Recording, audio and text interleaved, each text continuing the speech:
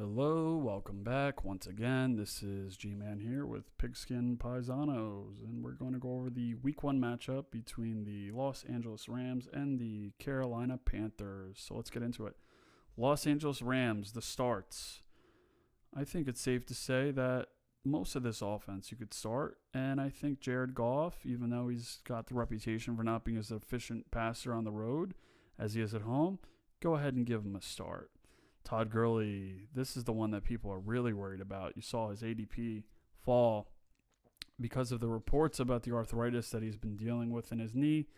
I myself, I guess, bought into that scare as well, but at the same time, you know what?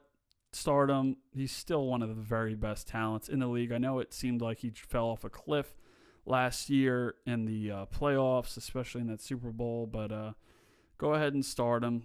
Put him in as your RB1. See what happens. Hope and pray for the best. Another starting player you can put in is Brandon Cooks. Put him in as your wide receiver 1 or 2. He should do really well in this game. And I'm also going to say put in Robert Woods. Put him in as your wide receiver 2. He as well should do very good. He seems to be very stable and reliable. And I'm going to say their defense and special teams as well could get a start here. For the sits, well, unfortunately, I'm going to go with Cooper Kupp. And Cooper Kupp last year was looking like he was going to be the go-to target, actually, for Jared Goff. But I think it was around week 9 or week 10 that Cooper Kupp sustained that ACL tear. I'm not sure on that, so sorry if I'm wrong.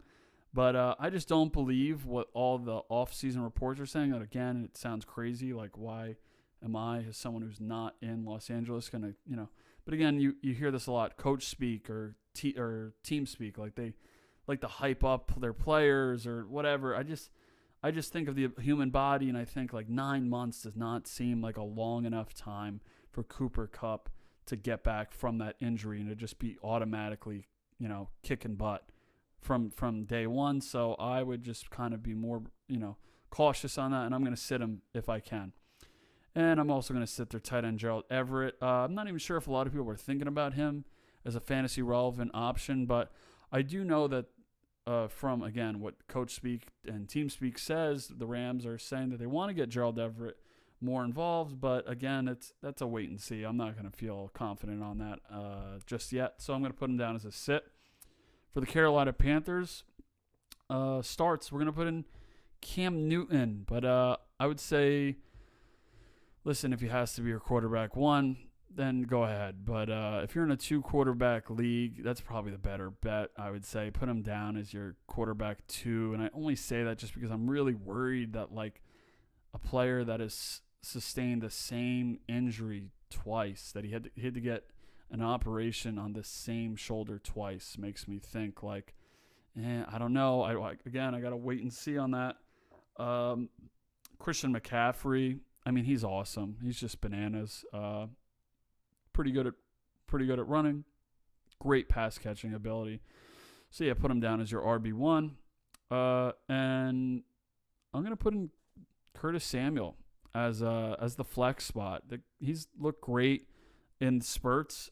He's always had the raw talent and athleticism, and you heard again a lot of offseason reports saying that he's looked so impressive this whole offseason, and again, not that I necessarily just blindly buy into coach speak and team speak, but I'm going to bank on the fact that if he can finally stay healthy, he's always, even as a rookie, he's shown you the guy is a dynamic player, very good talent. Almost reminds me of Percy Harvin a little bit, very talented. For sits, I'm going to go with DJ Moore.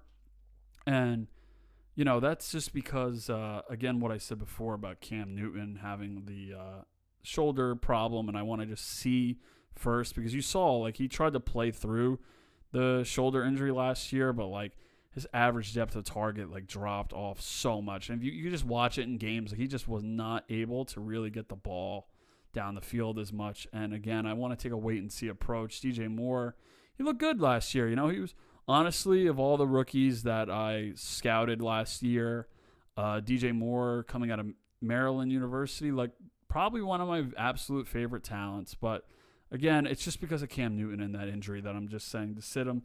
And I think I'm going to also say Greg Olsen, New Jersey guy. But Yeah, I just think Greg Olsen at this point in his career is just I don't know. It's gonna be again like a match. Like, do you think he's gonna have a good matchup that week, or do you think he can sneak in a touchdown? He used to be great. He used to be one of the best tight ends in the league.